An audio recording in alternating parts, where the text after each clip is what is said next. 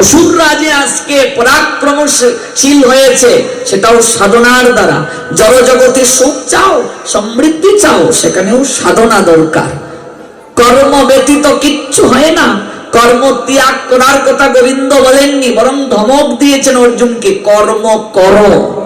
কর্মটাই সাধনা। তুমি দোকানে যাবে না, বাড়িতে বসে থাকবে, খাবার মুখে কেউ তুলে দেবে না। সুন্দরী বউ বিয়ে করেছ, বউয়ের মুখ দেখে দেখে আমি বসে থাকবো, কদিন থাকবে? লক্ষ্মীর ভান্ডার খালি হয়ে যাবে। 3 দিন পর বউ আর জামাই দুজন মিলে ঝগড়া করবে। পেটে যদি আহার না আসে, ভালোবাসা জানালা দিয়ে পালাবে।